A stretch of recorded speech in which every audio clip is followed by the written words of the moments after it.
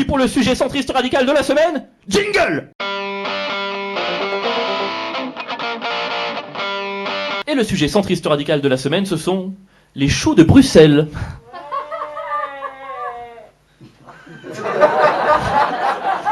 Il y a 99 pas contents, une très très contente. Ça c'est génial, c'est génial. Alors, choux de Bruxelles, attention, on dit Bruxelles, pas Bruxelles. Voilà, j'ai vérifié parce que ça vient du néerlandais Bruxelles. Je sais pas parler néerlandais. C'était wallon ça. Bruxelles. Comment on dit? Quelqu'un parle néerlandais? Brussels. Waouh, ok. Je suis à peu près sûr que c'était l'accent new-yorkais, mais c'est pas grave. Ok, on va dire genre Bruxelles. Pardon? Brench. C'est un pays en Brenchy?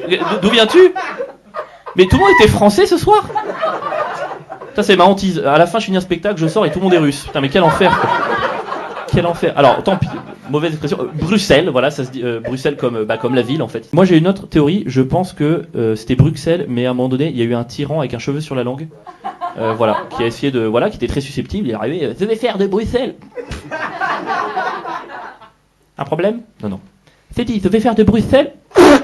Pendez-le. Et heureusement qu'on n'a pas tout remplacé, heureusement qu'il y a encore des X qu'on prononce X, hein, parce que sinon on pourrait dire que Clara Morgan techniquement est une star du East.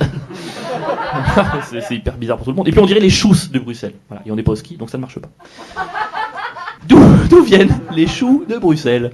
Il faut savoir que la culture maraîchère se développe extrêmement au XVIe siècle en Belgique, et comme la Belgique est un pays qui fait la taille de ma salle de bain, rapidement tout est plein. Voilà, tout est plein. Alors là, en tant qu'Européen, en tant que Français, on aurait tendance à se dire, tout est plein, pas de problème, envahissons un autre pays. Les Belges, ils peuvent pas se le permettre. Voilà, ils n'ont pas cette capacité-là. S'ils envahissent quelqu'un, à la limite, c'est le Luxembourg. Et je suis même pas sûr qu'ils gagnent. Par applaudissement, qui pense que la Belgique gagne contre le Luxembourg? Oh, qui pense que le Luxembourg gagne contre la Belgique? Oh, waouh!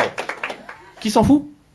Okay. Oh non, j'espérais moins. Les terres étaient pleines, donc du coup, ils se sont dit on va trouver une solution et ils ont créé un hybride de choux qui pousse verticalement. C'est comme ça que les choux de Bruxelles sont nés, parce qu'en fait ça pousse sur des plans verticaux, contrairement à tous les autres choux.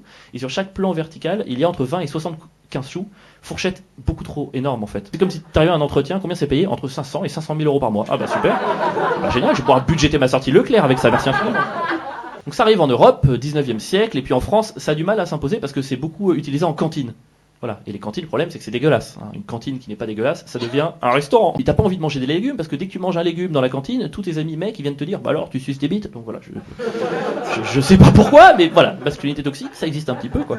On arrive à la conclusion, pourquoi le chou de Bruxelles est un légume centriste radical. Déjà, c'est un légume qui pousse en climat tempéré. Voilà, tempéré, centriste radical, pour l'instant c'est simple. C'est un légume qui pousse en 90 jours. Il y a 90 jours entre la plantation et la récolte. 90, c'est mi-chemin entre 0 et 180, entre le demi-tour et devant. Donc 90 degrés, bim bim, centriste radical, incroyable. Et surtout, c'est un légume sphérique. Sphère, complètement centriste radical, tu vois, tout le monde a le même rayon, c'est vachement bien. S'il y avait un rayon qui était plus grand que l'autre, ce serait plus une sphère, ce serait un profiterole. Et un profiterole qui est fait à base de pâte à choux, bim, on retombe sur nos pattes, c'est extraordinaire, quelle maîtrise, quelle écriture. En conclusion, tout ce que je veux dire, c'est que moi j'aime beaucoup les choux de Bruxelles, pas parce que c'est bon, mais parce que je préférerais toujours un légume centriste qui pue à un profiterole extrémiste, même recouvert de chocolat. Merci infiniment de m'avoir écouté, merci beaucoup. C'était le sujet centriste radical de la semaine.